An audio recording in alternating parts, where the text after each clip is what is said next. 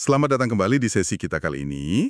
Hari ini kita mau bahas sesuatu yang cukup bikin miris ya, berdasarkan materi yang Anda bagikan, soal generasi muda kita yang kelihatannya sukses banget. Kita sebut aja strivers gitu ya, tapi di baliknya ternyata mereka merasa kosong, tertekan. Kita coba kupas deh, kenapa bisa begitu dan gimana solusinya. Coba Anda bayangkan deh, ada contohnya nih Eva, 16 tahun, jadwalnya wah luar biasa padat. Bangun jam 4 pagi, sekolah elit, terus lanjut les renang, PR bisa 3-4 jam, belum lagi persiapan SAT. Tidurnya cuma 5 jam sehari. IPK-nya tinggi banget, 4,3, tapi ujung-ujungnya Malah dirawat karena depresi berat. aduh, mirip seperti kata seorang remaja di sumber itu, rasanya kami diproduksi untuk jadi pengambil tes. Kami kehilangan bagian tentang cara menjadi manusia. Ngena banget ya? Kasus yang aneh atau terisolasi loh. Dari temuan berbagai kelompok fokus siswa yang Anda kumpulkan itu, ya polanya mirip. Anak-anak bahkan yang masih umur 11, 12, 13 tahun itu udah ngerasain stres yang tinggi banget. Masih sekecil itu ya? Iya, mereka merasa kesepian, ironisnya kadang karena terlalu terkoneksi di media sosial kan. Terus takut gagal, merasa nggak pernah cukup baik. Ada perasaan jadi kayak produk atau paket indah tapi nggak ada isinya. Data juga nunjukin gitu kok. Angka kecemasan, depresi, bahkan bunuh diri itu naik. Terutama di lingkungan yang tekanannya tinggi soal prestasi. Mahasiswa yang merasa kewalahan itu lonjakannya drastis. Dulu di 1985 sekitar 18%, di 2018 udah jadi 41%. Angka putus kuliah di AS juga termasuk tinggi. Wow, ini jadi pertanyaan besar sih. Kenapa generasi yang kelihatannya punya segalanya, fasilitas oke, kesempatan banyak, kok malah rapuh begini ya? Oke, mari kita coba urai deh. Nah, akar masalahnya ini kalau kita lihat dari materi Anda ya, seringkali karena obsesi kita semua nih, orang tua, masyarakat, sama pencapaian akademis. Seolah-olah nilai bagus, peringkat, masuk universitas top, itu jadi satu-satunya ukuran sukses, lupa sama yang lain. Iya sih, tekanannya ke sana semua ya. Betul, fokusnya terlalu ke kemampuan kognitif, ke otak aja gitu. Tanpa sadar, kita ngorbanin pengembangan aspek penting lainnya. Karakter anak, sisi kemanusiaannya. Jadi kayak parentingnya fokus banget buat moles kecerdasan sampai masa kecilnya hilang, dan anaknya kecapean sendiri ya? Persis, mereka jadi terkuras. Dan disinilah bagian yang menarik dari sumber-sumber kita. Muncul konsep thriver sebagai lawannya striver. Jadi bukan cuma ngejar nilai tinggi, tapi rapuh. Tapi jadi sosok yang beneran bisa berkembang, punya kekuatan dari dalam gitu ya. Tepat sekali. Kuncinya itu pengembangan karakter strengths atau kekuatan karakter. Dan ini bagusnya bukan bakat lahir yang mutlak, tapi bisa diajarkan, bisa dilatih. Oh, bisa dilatih ya? Apa aja tuh kekuatannya? Ada 7 yang esensial, hasil riset panjang, termasuk studinya Amy Warner di Kauai. Itu yang pertama, percaya diri, self-confidence, keyakinan sama kemampuan diri. Terus empati wah ini penting banget, bisa ngerasain dan paham sudut pandang orang lain. Lalu ada kontrol diri, integritas, rasa ingin tahu. Rasa ingin tahu ya, biar terus mau belajar. Iya, terus ketekunan, perseverance, nggak gampang nyerah gitu. Dan terakhir optimisme. Nah yang menarik lagi, kekuatan ini kerjanya lebih bagus kalau digabung. Ada multiplier efeknya. Maksudnya gimana tuh? Iya, misalnya anak punya rasa ingin tahu tinggi, ditambah ketekunan, wah dia bisa eksplorasi macam-macam kan? Jadi makin berkembang. Sebaliknya, kalau kurang, bisa jadi depletion factor. Bikin gampang capek mental, burnout. Contohnya, anak empatinya tinggi banget, tapi kontrol dirinya kurang. Bisa-bisa dia keserap emosi negatif terus, energinya habis. Paham. Jadi ini penting banget ya, nilai akademis memang penting. Nggak bisa kita bilang nggak penting sama sekali. Tapi ngajarin anak cuma ngejar itu aja, tuh kayak ngasih peta hidup yang nggak lengkap ya. Mungkin banyak orang tua khawatir, kalau fokus ke karakter, nanti nilainya gimana? Kan masih jadi tiket masuk kuliah bagus, gimana tuh menyeimbangkannya? Keseimbangan itu kuncinya. Justru kekuatan karakter kayak tekun, kontrol diri, rasa ingin tahu itu sering jadi fondasi buat prestasi akademis yang sehat dan awet gitu. Jadi bukan milih salah satu, tapi gimana caranya dua-duanya jalan bareng. Bangun karakter itu investasi jangka panjang buat mental anak, buat kesuksesan hidup dia yang sebenarnya nanti, biar siap hadapi dunia yang nggak pasti ini. Oke, jadi intinya apa nih buat Anda yang dengerin? Kesimpulannya adalah soal pergeseran cara pandang ya. Banyak anak muda kita sekarang jadi striver. Kelihatannya hebat tapi dalamnya rapuh. Karena fokusnya sempit banget ke nilai. Nah, solusinya adalah bantu mereka bangun 7 kekuatan karakter tadi. Supaya jadi thriver. Betul, jadi thriver yang tangguh, berdaya, dan bisa berkembang utuh sebagai manusia. Iya bener banget. Dan ini bukan nambahin beban target baru ya buat anak, tapi gimana caranya pengembangan karakter itu jadi bagian alami dari pertumbuhan mereka sehari-hari. Intinya sih bantu mereka jadi manusia seutuhnya, bukan cuma mesin pengejar skor. Nah, sebagai penutup nih, kami mau ajak Anda merenung sedikit. Dengan semua tekanan yang ada sekarang, gimana ya caranya Anda bisa mulai menanamkan satu aja deh dari 7 kekuatan karakter tadi dalam interaksi sehari-hari sama anak-anak di sekitar Anda. Bukan sebagai tugas tambahan atau target baru, tapi ya sebagai bagian alami aja dari cara Anda mendampingi mereka bertumbuh, biar mereka jadi manusia yang lebih utuh dan kuat. Coba direnungkan ya. Anda sedang mendengarkan buku audio bahasa. Temukan buku kesayangan Anda di YouTube, buku audio bahasa. Dengarkan, eksplorasi, dan nikmati petualangannya. Selamat datang kembali di pembahasan mendalam kita. Hari ini kita bakal ngobrolin soal cara menumbuhkan kepercayaan diri yang sejati pada anak. Kita mulai dari cerita inspiratif dulu ya. Dari Italia pasca Perang Dunia Kedua. Di Reggio Emilia ada sekelompok perempuan hebat yang di tengah runtuhan perang, mereka bangun sekolah. Bukan cuma gedung ya, tapi filosofi pendidikannya itu loh.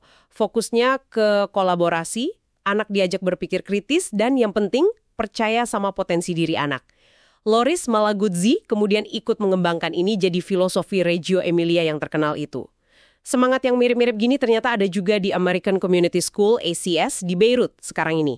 Mereka juga menekankan kekuatan unik tiap anak, bukan sekedar pujian basa-basi atau helikopter parenting gitu ya. Nah, sumber kita kali ini memang fokusnya ke pengembangan karakter anak, utamanya soal percaya diri. Jadi misi kita hari ini adalah gimana caranya kita bisa bantu anak punya kepercayaan diri yang otentik, yang dasarnya itu siapa diri mereka, bukan cuma apa prestasi mereka. Yuk, kita bedah bareng-bareng. Iya, ini menarik banget.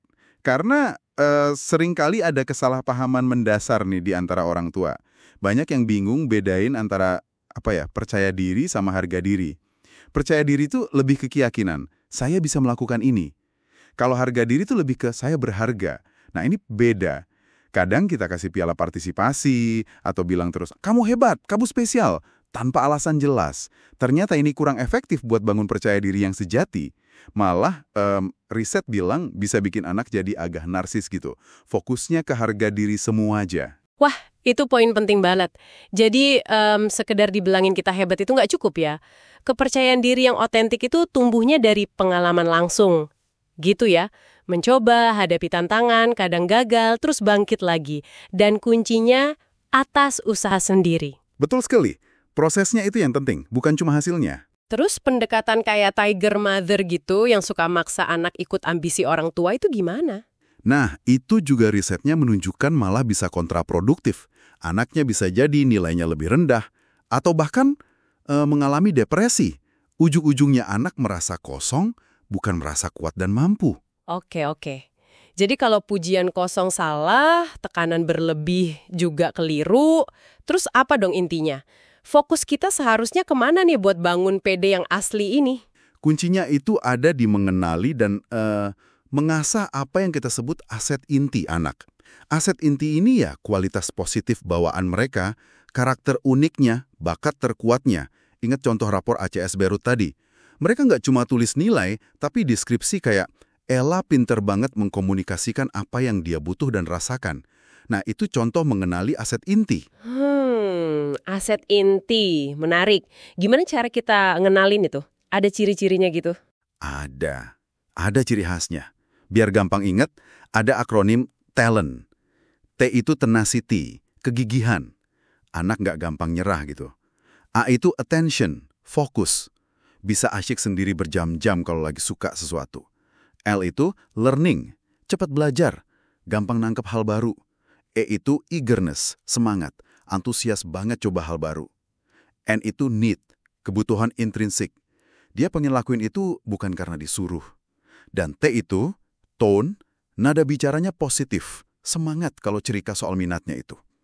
Mengenali talent ini langkah awal banget buat kita sebagai orang dewasa, menghargai anak apa adanya. Oke, talent. Terus gimana caranya kita bantu anak melihat aset inti ini di diri mereka sendiri dan memakainya? Saya pernah ngobrol sama remaja di San Diego, banyak loh yang merasa identitasnya itu cuma peran dari luar aja. Saya pelajar, saya atlet, mereka bilang di luar itu saya nggak yakin saya siapa. Nah, ini tantangannya memang. Tapi ada beberapa langkah praktis kok. Pertama, coba deh akui aset inti itu secara spesifik. Bukan cuma, wah hebat, tapi wow, ayah perhatiin kamu gigih banget tadi coba terus sampai bisa. Deskriptif gitu. Kedua, pakai pujian yang bisa terdengar sama anak. Misalnya, sesekali biarin dia dengar kita cerita ke orang lain soal kekuatannya. Tahu nggak, si Adi itu fokusnya luar biasa loh kalau udah gambar. Ketiga, coba pakai kata benda, bukan cuma kata kerja. Jangan cuma bilang, kamu pintar melukis, tapi sesekali, kamu ini seorang pelukis ya. Ini bantu dia merasa itu bagian dari dirinya. Oh gitu ya, jadi lebih ke identitas ya? Iya. Terus keempat, kasih waktu dan ruang khusus buat minatnya. Kelima, selalu puji usaha dan prosesnya, bukan cuma bakat atau hasilnya. Dan yang terakhir nih, jangan terlalu fokus benerin kelemahannya, sampai lupa ngembangin kekuatannya. Itu penting banget. Masuk akal. Kalau kita udah bantu anak kenal aset, intinya ini kayaknya nyambung ke pertanyaan yang lebih dalam ya. Anak ini mau jadi siapa dengan kekuatan itu? Ini soal tujuan hidup bukan sih? Tepat sekali. Risetnya William Damon itu nunjukin cuma sekitar 20% remaja loh yang punya tujuan hidup yang jelas. Sedikit ya, padahal punya tujuan itu penting banget. Bikin hidup lebih bermakna, bikin anak lebih tahan banting, lebih resilient, dan bagus buat kesehatan mentalnya. Ini sering kelewat nih, gara-gara kita terlalu fokus ke nilai akademik aja. Terus gimana cara bantunya biar anak nemu tujuannya? Ya, dukung aja percikan minatnya. Jangan kita yang dikte. Kamu harus jadi ini, jadi itu. Coba tanya, kenapa sih kamu suka banget sama ini? Biar dia makin dalam mikirnya. Kalau perlu, bantu cariin mentor. Orang yang bisa jadi contoh atau ngajarin lebih lanjut soal minatnya itu. Wah, ini ngingetin saya sama kisah Jim Abbott. Itu loh, pelempar baseball di MLB. Dia kan lahir tanpa tangan kanan ya, tapi orang tuanya itu fokus ke apa yang bisa dia lakukan, bukan ke kekurangannya. Mereka biarin dia coba, gagal, belajar lagi. Akhirnya Jim nemuin aset intinya di lengannya yang satu lagi itu. Dia latihan keras banget dan jadi legenda. Nah, itu contoh luar biasa. Pesannya kuat banget ya. Percaya sama siapa diri kamu sekarang dan siapa kamu nanti. Iya, kisah Jim Abbott itu benar-benar nunjukin kalau percaya diri sejati itu dibangunnya dari dalam. Lewat usaha, kenal kekuatan diri, dan dukungan yang fokus ke potensi, bukan ke pujian semu. Oke, jadi kalau kita tarik benang merahnya nih dari obrolan kita, kepercayaan diri yang sejati itu nggak bisa dikasih gitu aja ya, harus dibangun dari dalam diri anak. Kuncinya berarti bantu mereka kenali, hargai, dan yang penting pakai kekuatan unik mereka, aset inti mereka itu. Bukan soal muji-muji tanpa dasar, tapi lebih ke melihat potensi yang beneran ada dan dukung supaya itu tumbuh. Gitu ya? Tepat sekali. Sebagai penutup nih, coba Anda renungkan kisah klub catur di kamp pengungsi Shatila di Lebanon. Di tengah situasi yang sulit banget, anak-anak di sana itu nemuin catur sebagai tempat untuk belajar siapa dirimu. Kebutuhan buat nemuin diri dan kekuatan kita itu universal banget kan? Nah, pertanyaan buat Anda bawa pulang, gimana caranya Anda bisa ciptakan ruang aman semacam itu buat anak-anak di sekitar Anda? Ruang, baik fisik maupun mental, di mana mereka merasa aman buat eksplorasi, nemuin, dan ngasah aset inti mereka. Apapun tantangan yang ada di depan mereka. Coba direnungkan ya. Anda sedang mendengarkan Buku Audio Bahasa. Temukan buku kesayangan Anda di YouTube, Buku Audio Bahasa. Dengarkan, eksplorasi, dan nikmati petualangannya. Selamat datang kembali di pembahasan mendalam kita. Nah, hari ini kita mau bedah materi yang Anda bagikan ya, soal empati. Betul loh. Fokusnya sih pengen ngerti gitu kenapa ini penting, terus kok katanya ada penurunan ya, apalagi di anak muda, dan yang paling penting bagaimana cara kita bisa menumbuhkannya lagi. Iya. Topik yang relevan banget sih sekarang. Oke, kita langsung aja ya ke salah satu data yang jujur agak bikin kaget nih dari materinya. Yang mana tuh? Disebutkan kalau dalam 30 tahun terakhir, tingkat empati mahasiswa di Amerika itu turun sampai 40%. Wow, 40% ya? Iya, dan di saat yang sama, narsisme malah naik, 58%. Ini kan bukan angka main-main ya. Bukan itu penurunan yang drastis sekali. Dan inti dari empati itu sendiri, seperti yang diurai di materi Anda kan, pergeseran fokus ya. Dari mikirin aku terus, jadi mikirin kita. Kita bukan aku. Iya. Nah, menariknya lagi, ini dipecah jadi 3 bagian utama. Semacam ABC-nya empati gitu. Oh, ABC. Gimana tuh? A itu afektif. Jadi kemampuan kita buat ikut merasakan emosi orang lain. Ikut sedih kalau lihat orang susah, gitu. Oke, merasakan ya. Terus B? B itu behavioral. Ini dorongan buat bertindak. Jadi nggak cuma ngerasain, tapi ada aksi nyata buat bantu. Empati dalam tindakan lah istilahnya. Oke, bertindak. Lalu C? C itu kognitif. Nah, ini kemampuan buat memahami. Memahami pikiran orang lain, sudut pandang mereka, mencoba lihat dari kacamata mereka gitu. Jadi ini kompleks ya, nggak cuma soal perasaan aja. Paham. Jadi ada merasa, bertindak, sama memahami ya. Wah, menarik.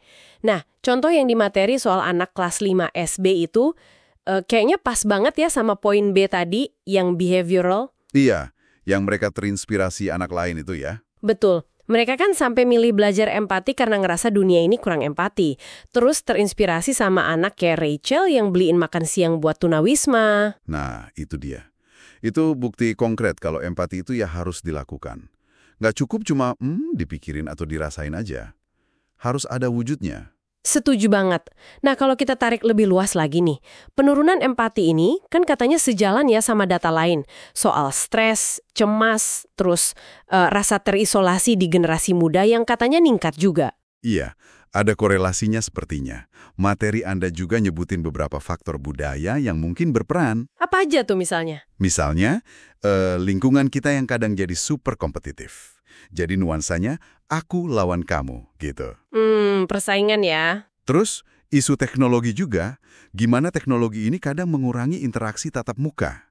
Kan disebut tuh, anak muda sekarang lebih nyaman chatting daripada ngobrol langsung. Oh iya benar juga ya, padahal interaksi langsung beda ya feel-nya. Beda banget. Bahkan pujian yang berlebihan pun hati-hati, bisa jadi bumerang. Bukannya bagus, malah bisa numbuhin narsisme. Yang mana itu kan kebalikannya empati. Waduh, kompleks juga ya penyebabnya. Tapi untungnya nih, ada kabar baiknya kan di materi ini. Yang paling penting malah. Nah iya, ini yang bikin optimis. Empati itu ternyata bisa dipelajari dan ditumbuhkan. Bukan sesuatu yang harga mati gitu. Betul sekali, faktor genetik itu ternyata perannya kecil banget. Cuma sekitar 10% lah. Wah, cuma 10%? Iya. Jadi yang jauh lebih ngaruh itu ya pola asuh, lingkungan, pengalaman hidup kita. Nah, ada beberapa cara praktis juga yang disebutin buat ngelatihnya. Apa aja tuh misalnya, biar kita bisa coba juga nih. Pertama, ngajarin soal literasi emosional. Jadi, kemampuan buat ngenalin nama emosi, nuansanya, baik di diri sendiri maupun di orang lain. Kayak ngasih kosakata buat perasaan gitu. Oke, kenali emosi dulu ya. Terus? Kedua, latihan ngambil sudut pandang orang lain. Bener-bener coba bayangin ada di posisi mereka, lihat dari kacamata mereka. Ini butuh latihan ya pastinya. Pasti. Terus ada juga saran buat membatasi gawai dan perbanyak koneksi tatap muka. Ada strategi simpel namanya Connect 4. Connect 4, apa tuh? Senyum, sapa, terus tanya nama. Hal-hal dasar tapi penting buat bangun koneksi. Wah, simple tapi kayaknya ngena ya. Dan satu lagi yang penting banget, peran orang tua atau figur dewasa. Kita perlu jadi contoh dan juga mengharapkan anak atau orang di sekitar kita buat bersikap peduli. Jadi nggak cuma contohin, tapi juga ada ekspektasi gitu ya? Iya, ada metode bagus namanya name, frame, reclaim. Jadi kalau ada tindakan nggak peduli, kita sebutin, name, terus jelasin dampaknya ke orang lain, frame, baru tegaskan lagi harapan kita soal kepedulian, reclaim. Name, frame, Reclaim, oke. Ini semua nunjukin kalau empati itu beneran skill yang bisa diasah ya. Tepat sekali. Kalau kita lihat semua upaya buat numbuhin empati ini jadi makin jelas ya. Kenapa sih ini penting banget? Ini bukan sekedar sifat baik atau lembut biasa aja gitu ya. Jauh lebih dari itu, materi Anda kan ngaitin empati ini erat banget sama resiliensi. Tahu kan? Ketahanan mental. Oh, resiliensi. Gimana kaitannya? Contohnya kisah Elizabeth Smart itu, yang selamat dari penculikan traumatis. Salah satu kekuatannya kan keyakinan dia sama cinta tanpa syarat ibunya. Itu kan bentuk empati mendalam yang jadi semacam jangkar emosional buat dia. Wah, ya juga ya. Jadi penguat ya. Banget. Penelitian juga nunjukin kok, orang yang lebih empatik cenderung tingkat stresnya lebih rendah. Terus peluang sukses dan bahagianya juga lebih tinggi. Menarik. Ada lagi? Bahkan hal sederhana kayak menumbuhkan rasa syukur, itu juga disebut bisa ningkatin empati. Jadi banyak jalannya. Oke, jadi kalau dirangkum nih, poin penting buat Anda semua yang dengerin. Empati ini fondasi krusial ya, buat diri kita sendiri, buat hubungan kita sama orang lain. Fondasi banget. Caranya ya tadi, latihan kenal emosi, coba pahami sudut pandang lain, kelola distraksi digital, bangun hubungan nyata, dan yang paling penting, praktikan kepedulian. Jadi, contoh itu kunci. Iya, setuju. Dan sebagai penutup nih, ada satu cerita lagi yang menurut saya kuat banget dari materi Anda. Cerita apa tuh? Kisah pelatih Keanon Low yang secara refleks meluk muridnya yang bawa senjata ke sekolah. Itu kan tindakan empati luar biasa di momen yang sangat genting, yang mungkin mencegah tragedi besar. Wow, itu kekuatan empati ya? Kekuatan empati dalam aksi nyata. Nah, ini mungkin bisa jadi bahan renungan juga buat Anda yang mendengarkan. Setelah dengar semua ini, kira-kira langkah kecil empati dalam aksi apa ya yang bisa mulai Anda terapkan di kehidupan sehari-hari? Mungkin mulai hari ini, sekecil apapun itu. Anda sedang mendengarkan buku audio bahasa. Temukan buku kesayangan Anda di YouTube, buku audio bahasa. Dengarkan, eksplorasi, dan nikmati petualangannya. Selamat datang kembali di sesi Kupas Tuntas kita. Hari ini kita punya topik yang penting banget nih, kendali diri pada anak. Betul sekali. Anda kan udah berbagi beberapa materi menarik ya, yang ngasih lihat kontras gitu. Ada sekolah yang fokus banget ke akademis dari awal, kayak cerita si Benjamin itu, yang frustasi. Iya. Tapi ada juga pendekatan lain, kayak Tools of the Mind, yang malah mendahulukan ngajarin regulasi diri. Nah, misi kita hari ini mau coba gali lebih dalam, kenapa sih kendali diri ini fundamental banget? Betul. Dan tentu apa aja strategi praktis dari materi ini yang bisa kita, Anda semua, terapkan. Mari kita bedah bareng ya. Oke. Yang langsung kelihatan menarik dari materi Anda itu, gimana kendali diri ini di posisinya bukan cuma sifat baik biasa gitu ya. Oh, bukan sekedar anak baik gitu ya? Bukan. Tapi malah jadi prediktor kesuksesan akademis. Katanya malah lebih kuat dari IQ. Wah, serius? Lebih kuat dari IQ? Iya, ini ngacu ke studi-studi kayak tes marshmallow yang klasik itu. Terus ada juga penelitiannya Duckworth and Seligman ke anak kelas 8. Ini kan bisa mengubah cara pandang kita soal kesiapan sekolah ya. Itu poin yang, wah, kuat banget sih.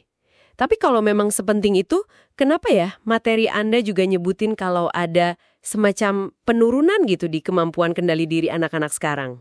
Nah, itu dia. Barengan sama naiknya isu stres, cemas, depresi juga kan katanya? Betul. Jadi materi Anda itu nunjuk beberapa faktor lingkungan modern ya. Apa aja tuh? Pertama, teknologi. Gempuran multitasking terus-terusan, ini katanya langsung ngerusak kemampuan fokus sama memori kerja kita loh. Oh, jadi multitasking itu nggak bagus ya sebenarnya? Buat perkembangan fokus anak, iya ada dampaknya. Kedua, kurang tidur. Tidur yang cukup itu krusial banget. Kurang sejam aja, dampaknya ke kognitif anak bisa signifikan. Kayak setara dia lebih mudah 2 tahun gitu kemampuannya. Waduh, serem juga ya efek kurang tidur. Iya. Ketiga, ini juga penting. Kurangnya waktu main bebas. Main yang nggak diatur gitu loh.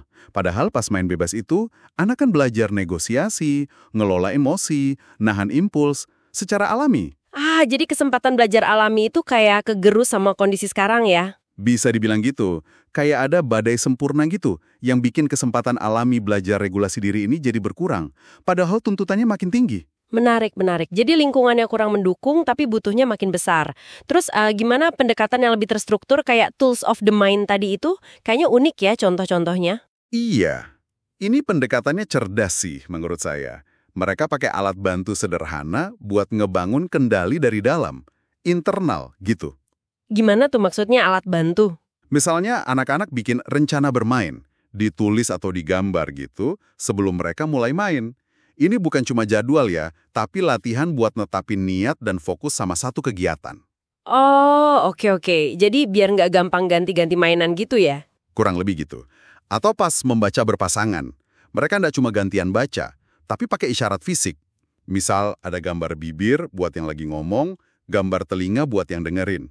Wah, kreatif juga ya? Iya, jadi pengingat yang konkret gitu.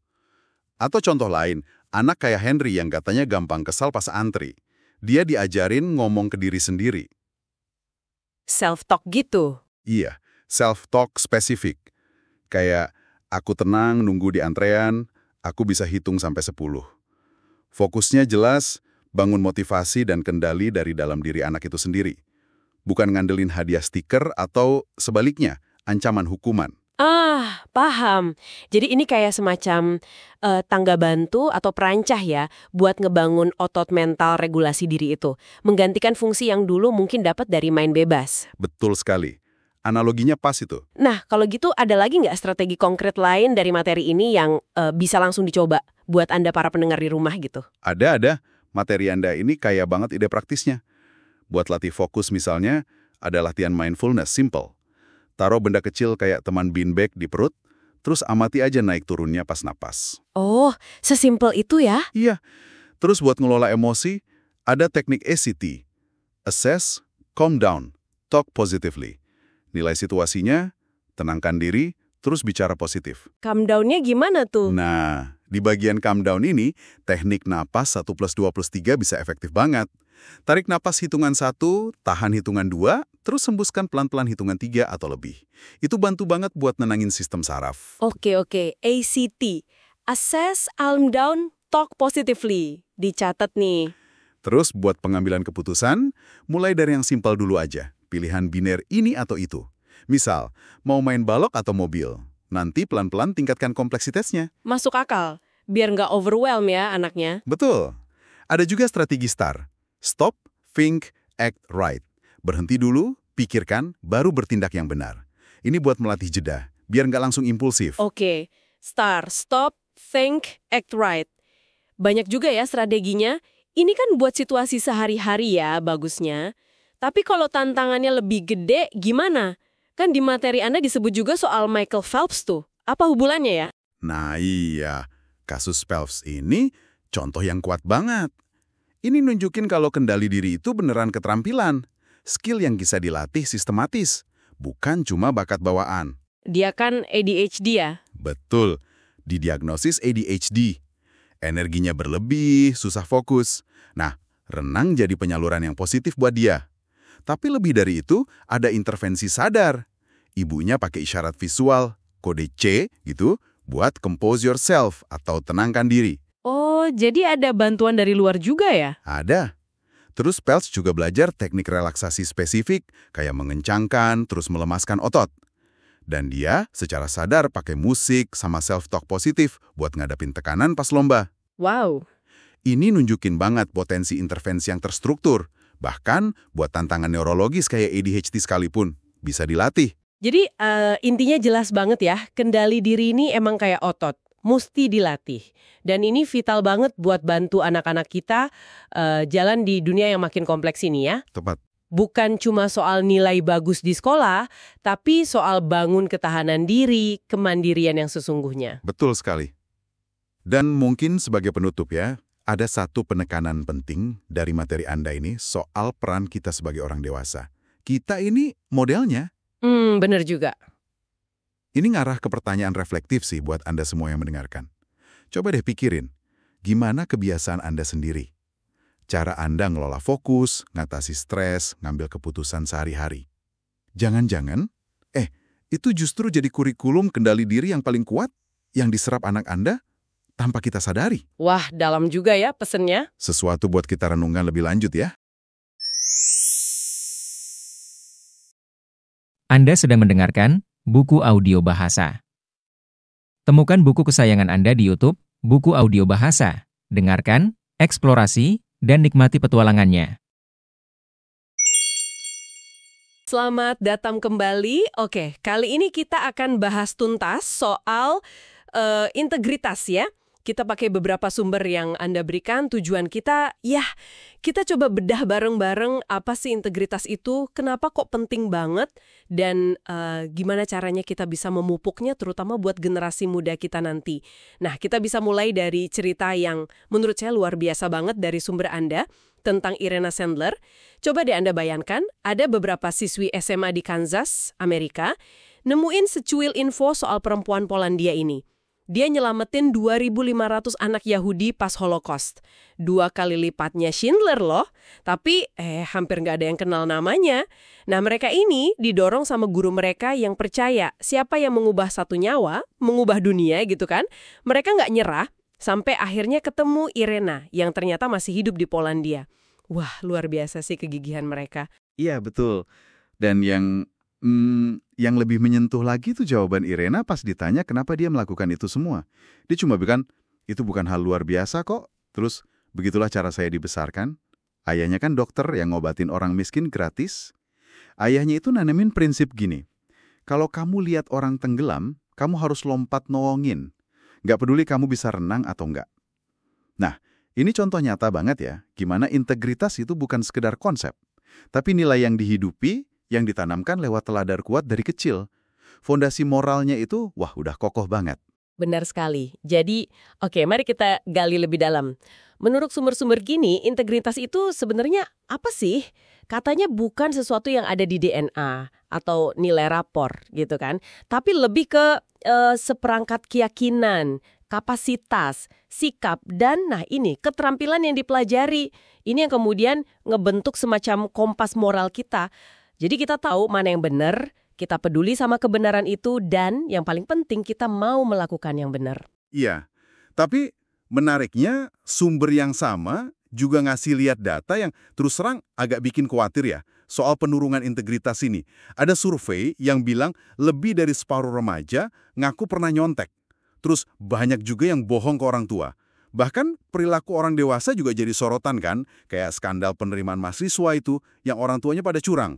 Ini jadi pertanyaan besar, gimana anak-anak bisa belajar integritas kalau contoh di sekitar mereka justru, ya begitu, sumber itu bahkan nyebut kata-kata kayak hati nurani, kejujuran, itu makin jarang muncul di buku-buku. Wah, statistik itu lumayan bikin kaget ya. Apa sumbernya juga ngasih petunjuk kenapa gitu? Kok bisa ada pergeseran ini? Apa murni karena kurangnya teladan aja? Atau mungkin ada tekanan sosial lain yang bikin orang ngerasa, aduh, jujur itu kayaknya mahal banget sekarang? Sumbernya sih nggak secara eksplisit ya ngejelasin semua penyebabnya, tapi implikasinya kuat banget kalau kurangnya penekanan sama teladan yang konsisten itu jadi faktor utama. Ditambah lagi tekanan buat sukses ya dengan cara apapun, kayak di skandal penerimaan mahasiswa tadi, itu pasti ikut andil.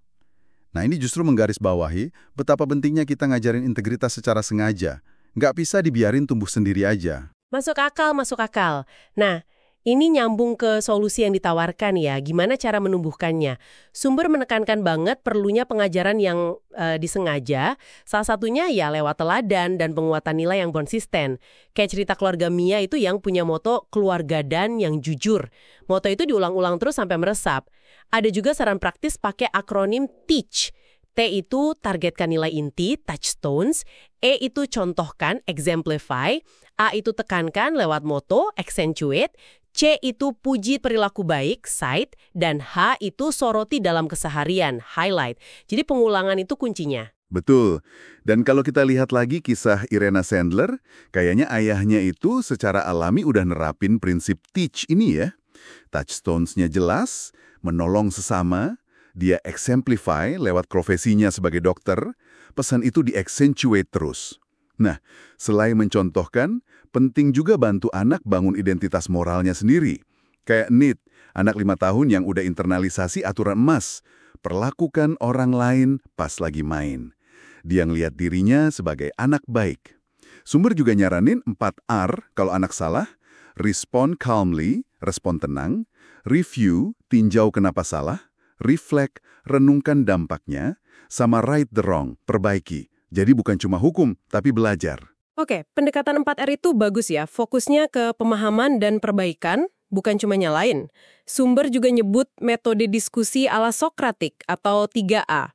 Allow disagreement, izinkan perbedaan pendapat, ask questions, ajukan pertanyaan, sama assert beliefs, tegaskan keyakinan.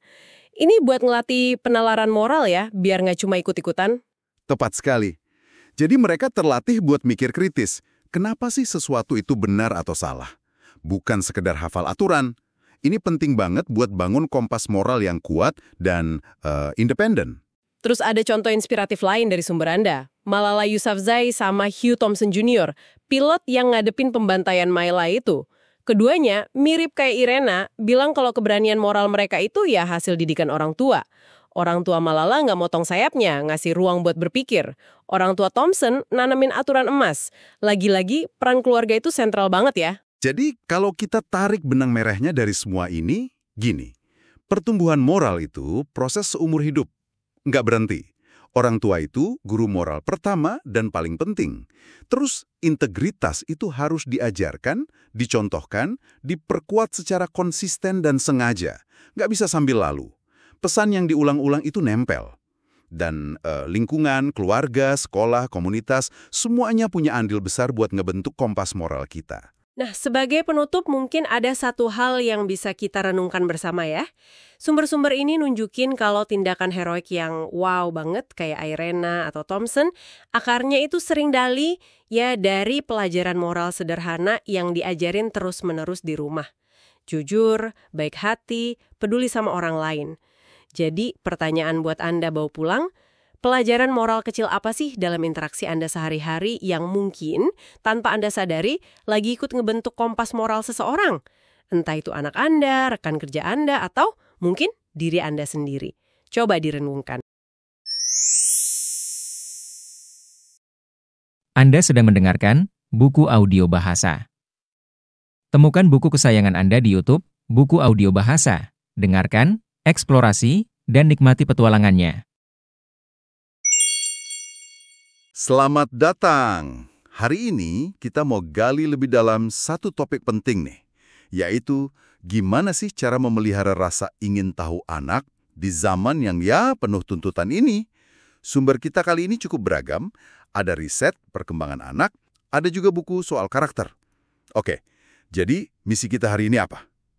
Mencari cara terbaik menumbuhkan percikan itu. Anda pernah dengar Sam Houghton? Usianya baru 3 tahun, dia nemuin sapu kepala ganda.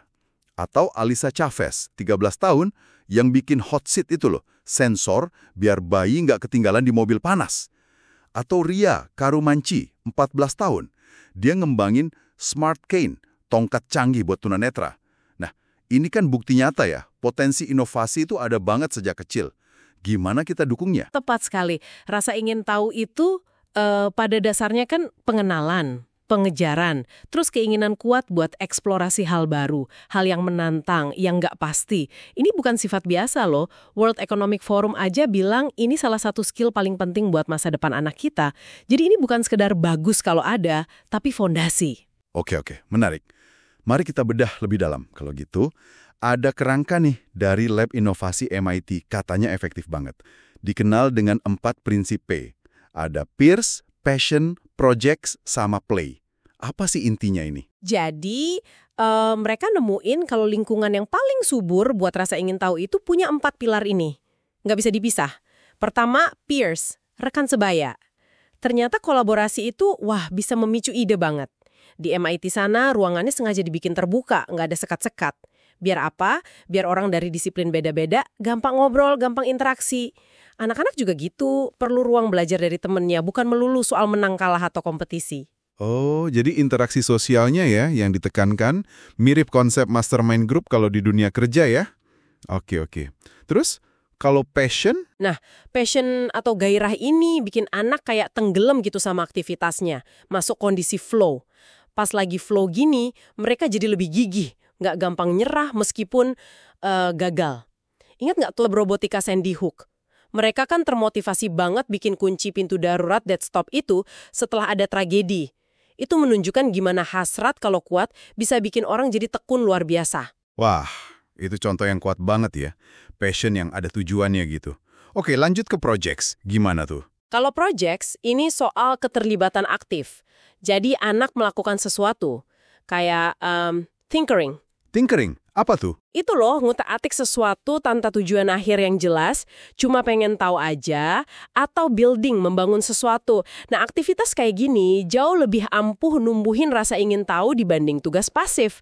Misalnya cuma isi lembar kerja gitu. Kuncinya itu menciptakan lingkungan di mana anak merasa aman buat mencoba. Buat salah itu nggak apa-apa, malah bagian dari belajar. Jadi prosesnya ya yang dihargai, bukan cuma hasilnya. Oke.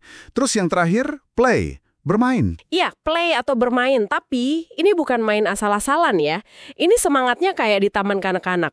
Belajar sambil main, pakai alat-alat yang bisa dipegang, diraba, anak bebas eksperimen, nggak takut salah. Lab Lifelong Kindergarten di MIT itu contoh bagus. Peneliti sama mahasiswa di sana kerjanya ya kayak bermain, tapi justru itu yang memicu inovasi. Jadi keempat P ini saling terkait ya. Peers, passion, projects, play. Oke, nah tapi ada bagian yang menurut saya agak bikin khawatir nih. Ada riset dari George Land. Hasilnya itu kayak alarm keras buat kita semua. Katanya, potensi kreatif anak itu rapuh banget. Turunnya drastis seiring usia. Bayangin, dari 98% anak umur 5 tahun yang dites itu masuk kategori jenius kreatif, pas dewasa tinggal 2% aja. Wah, ini mengejutkan banget sih. Kok bisa gitu ya? Iya, itu memang data yang cukup menohok ya. Penyebabnya kompleks, nggak cuma satu, bisa dari luar, bisa juga dari dalam diri anak. Dari luar nih contohnya, kita terlalu fokus sama imbalan eksternal, hadiah, nilai bagus. Ironisnya, itu malah bisa mematikan motivasi intrinsik anak. Jadi dia melakukan sesuatu karena pengen hadiahnya, bukan karena suka. Oh, jadi motivasi dari dalamnya hilang ya? Betul. Terus ada juga orang tua yang micromanaging, terlalu ikut campur detail kecil kehidupan anak. Padahal sedikit kebebasan itu penting buat eksplorasi mandiri. Bahkan ada studi loh yang nunjukin anak bungsu seringkali lebih kreatif. Mungkin karena orang tuanya udah lebih santai, lebih longgar dikit. Ada benernya juga mungkin ya. Terus, apa lagi faktornya? Faktor lingkungan juga ngaruh. Misalnya, waktu luang anak sekarang makin dikit. Buat sekedar tinkering tadi itu atau coba-coba hal baru, jadwalnya padat banget. Belum lagi dominasi gawai kan? Terus dari dalam diri anak muncul rasa takut. Takut salah, takut kelihatan beda. Ini karena tekanan nilai, ekspektasi, masuk universitas bagus. Sampai-sampai ada tren mahasiswa minta safe spaces. Safe spaces? Ruang aman gitu? Iya, semacam ruang aman dari ide atau gagasan yang dianggap nggak nyaman atau ofensif. Ini kan menunjukkan keengganan buat menghadapi perspektif yang berbeda. Wah, jadi tantangannya berlapis ya. Dari eksternal, internal, lingkungan. Kompleks banget. Ini jadi pertanyaan penting dong. Gimana solusinya? Biar rasa ingin tahu ini nggak mati muda gitu. Kuncinya ada dua. Pengembangan pola pikir yang tepat sama penciptaan lingkungan yang mendukung. Ada tuh 7 faktor pendorong rasa ingin tahu dirangkum jadi akronim URIUS. C itu child driven, jadi inisiatif dari anak. U itu unmanaged, jangan terlalu diatur. R itu risky, boleh ada sedikit risiko. I itu intrinsic, motivasinya dari dalam. O itu open-ended, hasilnya nggak harus pasti. U lagi itu unusual, boleh coba hal aneh. Dan S itu solitude, perlu waktu menyendiri juga buat mikir. URIUS. Oke, child-driven, unmanaged, risky, intrinsic, open-ended, unusual, solitude. Jadi intinya kasih ruang ya? Kasih ruang dan waktu buat anak eksplorasi sendiri, tanpa kita terlalu banyak ngarahin. Selain itu, kita bisa ajarin juga cara brainstorming yang kreatif. Ada aturan SPARK namanya. S itu say the problem, sebutin dulu masalahnya apa. P itu positives only, jangan kritik dulu, kumpulin ide aja. A itu add-on, tambahin ide orang lain. R itu rapid fire, lempar ide cepet-cepetan. K itu keep storming, terus gali idenya, jangan berhenti terlalu cepat. Spark. Menarik. Bisa dicoba nih. Ada lagi? Dorong juga pengambilan resiko kreatif, tapi bertahap ya. Ajarkan cara beda pendapat yang sehat. Pakai kerangka ARE. Assert, sampaikan pendapatmu.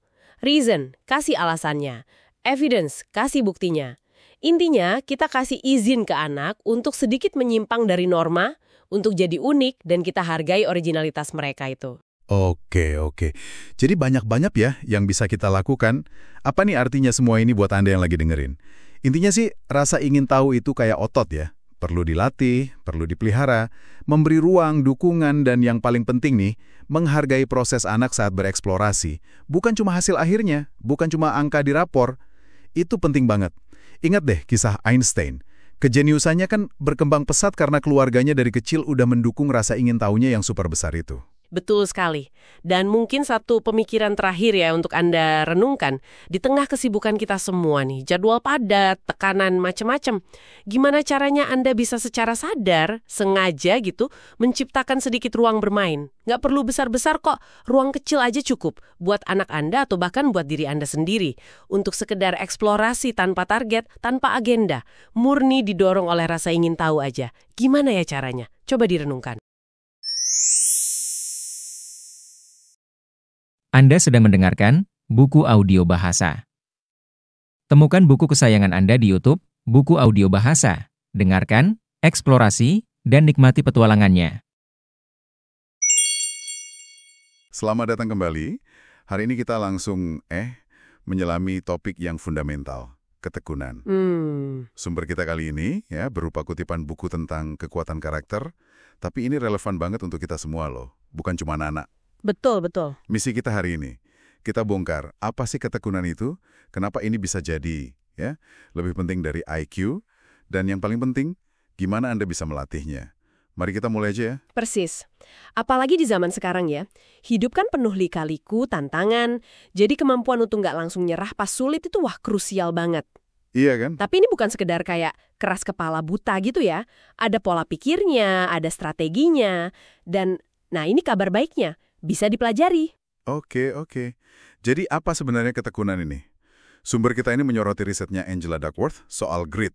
Pernah dengar kan? Oh iya, grit terkenal itu. Nah, dia definisikan grit ini sebagai kombinasi unik antara hasrat, passion, pada tujuan jangka panjang, sama kegigihan buat mencapainya. Passion dan perseverance. Iya, dan yang benar-benar bikin kaget nih, studinya di tempat kayak West Point atau lomba mengeja nasional itu. Yang persaingannya ketat banget ya itu? Banget. Nah, di situ dia nemuin kalau skor grit sama disiplin diri itu justru jadi prediktor sukses yang lebih akurat ketimbang skor IQ. Gimana coba? Iya, itu temuan yang cukup mengguncang ya, asumsi lama soal bakat. Dan poin kuncinya di sini, ini tuh bukan sifat bawaan yang kayak warna mata gitu, yang udah paten. Oh, jadi bukan bakat tekun gitu? Bukan, ketekunan ini lebih kayak otot mental, bisa dilatih.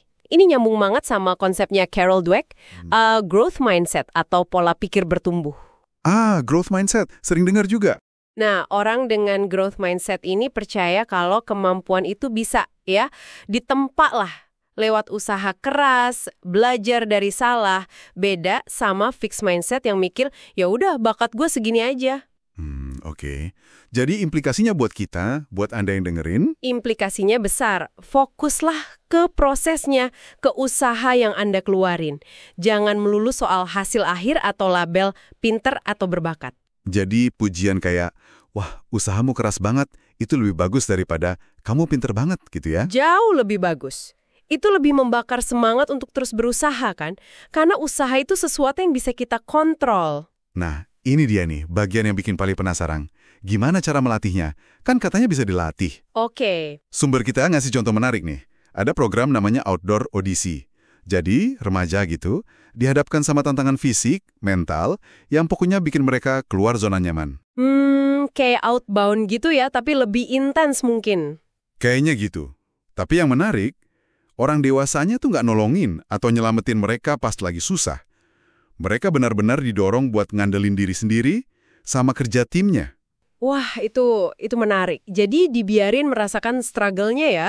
Iya, ada kutipan alumni yang bilang, Anda jadi sadar kalau Anda lebih kuat dari yang Anda duga. Benar-benar kayak latihan beban tapi buat mental. Betul sekali. Dan itu langsung memunculkan pertanyaan kan, gimana kita bisa ciptain semacam gym mental itu di kehidupan sehari-hari? Baik buat diri sendiri atau mungkin buat anak, buat tim kerja. Iya, gimana caranya? Nggak mungkin kita ikut outdoor odyssey semua kan? Ya enggak. Kuncinya ternyata ada pada cara kita merespons kegagalan atau kesulitan. Hindari refleks buat selalu nyelamatin. Maksudnya gimana tuh, nyelamatin? Ya, misalnya anak jatuh sedikit, langsung diangkat, ditenangin berlebihan. Atau ada masalah kerjaan, langsung kita ambil alih. Nah, sikap terlalu melindungi ini justru bisa menghambat tumbuhnya ketekunan. Oke. Ada riset dari Mark Seri, ini agak unik hasilnya. Dia nemuin kalau orang yang pernah ngalamin beberapa kesulitan dalam hidup, jadi nggak terlalu sedikit, nggak juga kebanyakan, itu malah cenderung lebih tangguh. Oh ya? Iya, lebih tangguh dan bahkan katanya lebih bahagia. Jadi intinya kegagalan atau kesalahan itu bukan kiamat. Itu data, Data untuk belajar ya? persis, data berharga untuk belajar dan perbaikan. Jadi ajarkan strategi yang konkret. Misalnya pecah tujuan besar jadi langkah-langkah kecil yang terukur. Kayak saya akan lakukan apa pada kapan. Oke, jadi lebih manageable gitu ya? Betul. Dan biasakan melihat kemunduran itu sebagai, kesempatan aja buat benerin strategi. Bukan sebagai bukti kalau, wah saya emang nggak bisa. Jadi gimana ini relevan buat Anda pendengar dalam keseharian? Mungkin pas lagi belajar skill baru, ya? Suka frustrasi kan? Iya banget. Atau pas proyek di kantor rasanya kok buntu gitu. Godaan buat nyerah itu, wah, nyata banget. Mm-mm. Contoh klasik yang sering disebut itu Michael Jordan. Sumber kita juga nyinggung dia. Ibunya itu nanamin etos kerja dan tanggung jawab dari kecil. Mm-mm. Nah, waktu Jordan gagal masuk tim inti basket SMA itu kan pukulan besar ya buat dia waktu itu. Iya sih. Buat anak SMA yang passionnya di situ. Iya. Itu malah jadi pemicu buat dia disiplin diri gila-gilaan, latihan lebih keras lagi. Nah, kombinasi antara tuntutan tinggi dari diri sendiri dan lingkungan, tapi juga ada dukungan penuh. Kung. Iya, itu jadi resep penting tumbuhnya ketekunan dia. Kalau kita tarik ke gambaran lebih luas ya, melatih ketekunan ini pada dasarnya ya membangun resiliensi, daya lenting kita buat bangkit lagi. Resiliensi, oke. Ada tips praktis lain juga dari sumber. Biasakan memecah tugas raksasa jadi potongan-potongan kecil. Chunk it down istilahnya. Oh, dipecah-pecah biar nggak kelihatan serem gitunya tugasnya? Betul, biar nggak langsung keder liatnya. Terus coba terapkan apa yang Duckworth sebut aturan hal sulit atau hard thing rule. Gimana tuh aturannya? Jadi, kita secara sadar komitmen sama satu aktivitas yang menantang yang butuh latihan rutin. Bisa apa aja, belajar bahasa baru, main musik, olahraga. Oke. Nah, komitmennya itu ya dilakuin rutin, bahkan pas lagi nggak mood atau lagi males. Ini kayak ya melatih otot tetap maju walau sulit itu tadi. Oke. Menarik banget ini semua. Baiklah, mungkin kita bisa coba rangkum ya intisari pembahasan kita hari ini. Boleh. Jadi pertama, ketekunan itu faktor kunci sukses yang dampaknya bisa ngalahin bakat alami. Dan kabar baiknya, ini skill yang bisa diasah. Yap, bisa dilatih. Kuncinya ada di pola pikir bertumbuh atau growth mindset tadi, terus menetapkan tujuan yang jelas dan terukur, belajar dari kegagalan, lihat itu sebagai guru. Bukan sebagai hakim ya. Betul. Dan yang terpenting, belajar menghargai proses dan usaha itu sendiri, bukan cuma hasilnya. Setuju banget. Dan sebagai penutup nih, ada satu gambaran menarik dari sumber buat Anda renungkan. Apa tuh? Ada cerita tentang anak-anak yang diajarin ngikat simpul di seutas tali setiap kali mereka berhasil lewatin satu tantangan. Mereka sebut itu gunung gelap. Oh, oke. Jadi setiap simpul itu tanda satu tantangan terlewati ya? Iya, jadi pengingat visual gitu, hey, aku udah berhasil lewatin ini. Nah, pertanyaannya sekarang, buat Anda, gunung gelap kecil, tantangan kecil apa yang bisa Anda taklukkan hari ini untuk mulai mengikat simpul pertama di tali ketekunan Anda sendiri? Pertanyaan yang bagus untuk dibawa pulang. Terima kasih banyak atas diskusinya hari ini. Sama-sama, selalu menarik bahas topik ini. Anda sedang mendengarkan Buku Audio Bahasa. Temukan buku kesayangan Anda di YouTube, Buku Audio Bahasa. Dengarkan, eksplorasi, dan nikmati petualangannya. Halo, selamat datang kembali. Hari ini kita mau bahas sesuatu yang rasanya relevan banget ya buat kita semua. Optimisme pada anak-anak. Apalagi di zaman sekarang yang ya ampun penuh kekhawatiran gini. Kita udah kumpulin nih rangkuman dari riset dan buku psikologi anak. Kita bakal coba gali tantangan-tantangan spesifik yang dihadapi anak sekarang dan gimana kita bisa bantu mereka. Jadi misinya ya, ngerti kenapa kok kayaknya banyak anak agak pesimis, terus cari cara praktisnya gitu buat numbuhin harapan. Anda mungkin ngerasain juga ya, anak-anak kita ini tumbuhnya di era yang kayaknya banyak banget sumber ketakutannya. Ada isu terorisme disebut, perubahan iklim, pandemi kemarin itu, belum lagi berita buruk instan ya di HP mereka. Ada riset loh bilang sepertiga anak umur 6-11 itu khawatir banget, takut bumi ini udah nggak layak huni pas mereka gede nanti. Malah ada kutipan dari siswa SMP bilang dunia ini rasanya kejam dan menakutkan. Pesimis itu seringnya ngelihat masalah kayak, ya udah tembok aja gitu di depan, permanen, nggak bisa diapa-apain. Tapi, nah ini kabar baiknya nih, optimisme itu ternyata bukan cuma sifat bawaan loh. Mengacu pada prinsip terapi perilaku kognitif atau CBT, cara kita mikir, kognisi kita, itu ngaruh banget ke perasaan dan akhirnya ke perilaku kita. Jadi intinya, optimisme itu bisa diajarin, bisa dilatih. Nah, itu dia poin pentingnya ya, bisa dilatih. Tapi sebelum ke cara melatihnya nih, faktor apa aja sih di zaman sekarang ini yang menurut sumber kita kayaknya neken banget optimisme anak-anak? Sumber kita itu nyorot beberapa hal penting. Pertama, ada yang namanya budaya ketakutan. Jadi kecemasan kita sebagai orang tua itu kadang tanpa sadar nular ke anak. Kita khawatir ini itu, anak ikut cemas juga, gitu. Oh, iya, make sense. Kedua, hal-hal kayak misalnya latihan menghadapi situasi darurat di sekolah. Simulasi penembak aktif misalnya. Tujuannya sih baik ya, untuk kesiapan. Tapi, ya buat sebagian anak, pengalaman itu bisa jadi traumatis. Betul juga.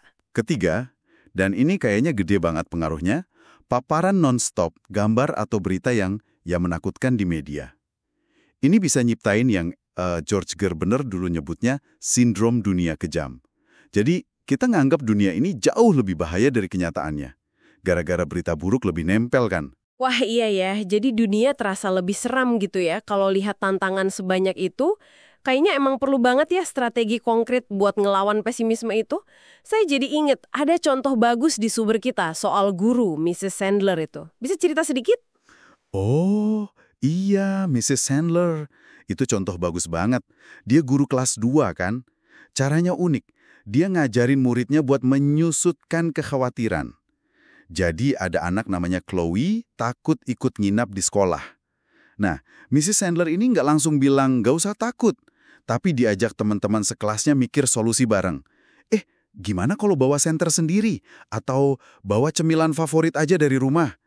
Tiap solusi itu kayak metaforanya menyusutkan kotak kekhawatiran si Chloe. Oh, jadi visual gitu ya? Iya. Akhirnya karena Chloe ngerasa lebih punya kendali, punya solusi, dia jadi berani ikut. Ini nunjukin banget gimana geser fokus dari masalah ke solusi, itu bisa bikin anak lebih berdaya. Keren banget pendekatannya. Nah, selain cara kayak gitu, ada langkah-langkah lain nggak yang bisa kita ajarkan ke anak buat ngebangun pola pikir yang lebih optimis? Ada. Sumber kita nyaranin pendekatan 3 langkah nih. Akarnya dari CBT tadi juga. Pertama, bantu anak menangkap pikiran pesimisnya pas muncul. Biasanya ketahuan dari kata-kata mutlak kayak, aku nggak pernah bisa deh, atau semua orang tuh selalu gitu kan. Oke, tangkap dulu ya. Iya. Kedua, ajak anak menantang pikiran itu. Bukan nyangkal perasaannya loh ya, tapi uji faktanya. Beneran selalu gagal? Coba ingat deh, waktu kamu bisa main sepeda itu gimana? Iya. Ketiga, bantu mengubah kalimatnya. Jadi lebih realistis, lebih ada harapan. Ganti nggak pernah, jadi belum bisa. Atau lain kali aku coba lagi. Semua jadi beberapa atau kadang-kadang. Jadi kenali, tantang, terus ganti ya polanya. Kedengarannya simpel, tapi pasti butuh latihan terus-menerus ya. Dan ya tentu kita juga sebagai orang dewasa di sekitar mereka harus jadi contoh kan? Banget, itu kunci. Selain ngelatih pikiran, ngajarin skill komunikasi juga penting loh. Sumber kita nyebut teknik CALM buat bersikap asertif. CALM, apa tuh? Itu akronim. Chill, jadi tetap tenang pas ngomong. Assert, tegaskan maunya apa, rasanya apa, jelas gitu. Look strong, bahasa tubuhnya percaya diri. Dan mean it, bersungguh-sungguh sama ucapannya. Oh, oke. Kenapa ini penting? Penting banget. Karena kalau anak bisa nyuarain kebutuhannya secara efektif, dia jadi ngerasa punya kontrol atas situasi.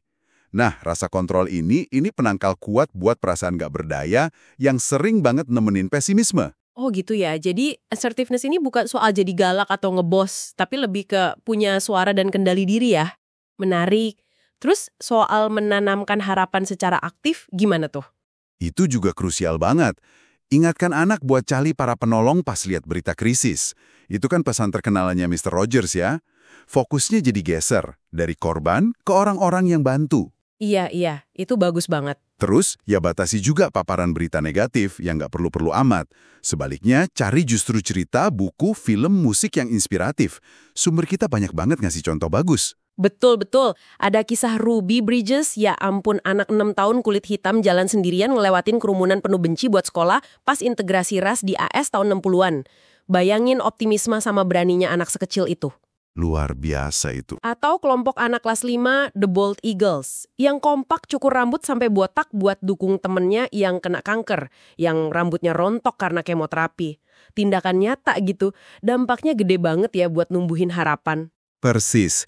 Jadi intinya tuh, optimisme itu bukan cuma watak atau sifat bawaan, tapi lebih ke keterampilan skill yang bisa diasah.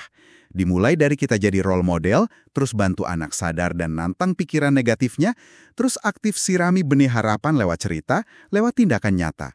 Anak-anak tuh perlu tahu dan ngerasain, meskipun dunia kadang emang kelihatan serem, tapi kebaikan, keberanian, harapan, itu selalu ada kok, dan bisa diciptakan bareng-bareng. Sumber kita juga nyebut kisah Justin ya, remaja yang awalnya pesimis banget, tapi perilakunya membaik setelah dia dikasih tanggung jawab jadi mentor buat anak TK. Nah, itu dia. Itu nunjukin banget ya, gimana kalau kita kasih kesempatan buat jadi penolong buat orang lain, itu malah bisa bangkitin harapan diri sendiri, jangan gampang nyerah lah sama potensi anak. Betul sekali. Nah, sebagai penutup mungkin ya, mari kita ambil waktu sedikit buat refleksi. Buat Anda yang dengerin, setelah dengar diskusi kita ini, kira-kira ada nggak ya satu langkah kecil aja yang bisa Anda ambil hari ini? Entah itu buat bantu seorang anak di sekitar Anda, atau mungkin ya buat diri sendiri juga, biar bisa ngelihat sisi yang lebih cerah dikit, harapan gitu, meskipun lagi ada tantangan. Apa ya kira-kira? Anda sedang mendengarkan buku audio bahasa. Temukan buku kesayangan Anda di YouTube, Buku Audio Bahasa. Dengarkan, eksplorasi, dan nikmati petualangannya. Selamat datang kembali di pembahasan kita. Nah, pernah nggak sih Anda bertanya-tanya, kenapa ya ada anak yang kok kayaknya bisa bangkit dari kesulitan, tapi ada juga yang enggak? Pertanyaan penting ini. Hari ini kita coba gali lebih dalam dengan membahas 7 kekuatan karakter yang esensial banget. Sumber kita kali ini dari kutipan epilog sebuah buku. Ini terinspirasi dari pertanyaan penulisnya sendiri selama 40 tahun. Dan wah, kisah hidup ayahnya yang luar biasa. Jadi tujuan diskusi kita ini, kita bedah 7 kekuatan karakter tadi, terus kita pahami gimana sih peran orang dewasa yang peduli itu bisa bantu menumbuhkannya. Persis seperti di kisah nyata ini. Semua ini berawal dari momen menarik. Ayah si penulis, dia imigran Italia, yatim piatu di awal abad 20, lagi baca majalah, terus dia kesel sama artikel yang bilang kalau 3 tahun pertama hidup itu menentukan nasib anak. Spontan ayahnya nyeletuk. Wah, kalau itu benar, aku pasti udah mati. Nah, dari situlah cerita masa kecilnya yang penuh tantangan tapi berhasil dia lalui mulai terungkap. Oke, mari kita lihat lebih dekat kisah ayahnya ini. Coba Anda bayangkan ya, dia datang ke Amerika, nggak punya uang sepeser pun, buta huruf pula. Terus, ayahnya meninggal kena flu Spanyol waktu dia baru umur 2 tahun. Aduh, berat sekali itu pasti ya. Masih kecil banget. Iya, ibunya karena kondisi terpaksa menitipkan dia di panti asuhan selama beberapa tahun. Hidupnya penuh keterbatasan, tapi luar biasanya dia bisa dapat beasiswa, selamat dari depresi besar, dapat gelar dari Berkeley dan Stanford, terus bertugas di Perang Dunia Kedua, jadi pengawas sekolah, bahkan nerbitin buku. Wow. Menikah, jadi ayah yang penyayang, dan hidup sampai usia 100 tahun. Ini contoh nyata thriver, orang yang berkembang pesat walau dihantam kesulitan. Gimana caranya coba? Nah, ini dia intinya. Kuncinya ternyata ada pada orang-orang dewasa yang peduli di komunitasnya waktu itu. Mereka lah yang secara bersama-sama, mungkin nggak sengaja pada awalnya, tapi efektif, membantu menumbuhkan apa yang sekarang kita kenal sebagai 7 kekuatan karakter esensial itu. Yang menarik di sini ada konsep namanya efek pengganda atau multiplier effect. Efek pengganda? Gimana tuh maksudnya? Jadi, ini bukan sekedar punya 1 atau 2 kekuatan karakter aja, tapi gimana beberapa kekuatan ini dipupuk barengan, terus saling menguatkan berkat peran orang dewasa yang peduli tadi. Inilah yang seringkali jadi pembeda antara mereka yang benar-benar berkembang, kita sebut thrivers, yang bisa pakai kesulitan jadi batu loncatan, sama mereka yang ya cuma sekedar bertahan aja, atau strivers. Oke. Ada contoh spesifik nggak dari kisah ayahnya itu? Siapa aja orang dewasa yang berperan? Ada banget, jelas sekali malahan. Misalnya nih, biarawati di panti asuhan. Mereka kasih dia rasa aman, rasa diterima. Ini kan dasar buat numbuhin empati ya. Masuk akal. Rasa aman dulu. Terus ada pustakawan yang kasih dia akses ke buku-buku. Ini menyulut rasa ingin taunya. Api pertama gitu. Lalu ada guru yang jeli ngeliat bakat menulisnya. Ini nggak cuma bangun kepercayaan diri dia, tapi juga nunjukin pentingnya kontrol diri buat belajar dan mengasah bakat. Wah, peran guru penting ya. Banget. Ada juga pendeta yang ngajarin dia berdoa. Ini memelihara harapan dan optimisme kan dalam situasi sulit. Bahkan tetangga mungkin cuma kasih pekerjaan kecil-kecilan, tapi itu menanamkan nilai kerja keras, ketekunan, sama integritas. Sesuatu yang kita semua pengen lihat di anak-anak kita kan? Betul. Setiap interaksi berarti ya. Iya, setiap interaksi itu berkontribusi, ngebangun fondasi karakter dia. Oke, jadi kalau dirangkum, 7 kekuatan karakter esensial itu apa aja? Biar kita semua ingat. Bisa kita kelompokkan mungkin ya. Pertama, hati yang peduli. Di dalamnya ada kepercayaan diri sama empati. Kedua, pikiran yang kuat. Ini isinya ada kontrol diri, integritas sama rasa ingin tahu. Terus yang ketiga, kemauan yang gigih. Nah, ini ada ketekunan dan optimisme. Gitu ya. Betul sekali. Kalau dikelompokkan gitu jadi lebih gampang ya ngebayanginnya. Hati yang peduli itu soal koneksi ke diri sendiri dan orang lain. Yakin sama diri, kepercayaan diri, dan bisa ngerasain apa yang orang lain rasa. Empati. Terus, pikiran yang kuat, itu lebih ke gimana kita mengelola diri dan memahami dunia. Nahan dorongan impulsif, kontrol diri, jujur, integritas, dan selalu pengen belajar, rasa ingin tahu. Nah, yang terakhir, kemauan yang gigih. Ini kayak mesinnya. Untuk terus maju, walau sulit, ketekunan, dan percaya kalau hasil baik itu mungkin, optimisme. Dan penting dicatat, kekuatan ini nggak muncul gitu aja, perlu usaha sadar, usaha yang disengaja dari orang dewasa yang empatik untuk menanamkannya. Ini sifatnya esensial, bukan sekedar tambahan aja. Nah, soal efek pengganda tadi, itu gimana kerjanya secara nyata di kasus ayahnya? Kan katanya kombinasi itu penting. Nah, persis. Ini dia kuncinya.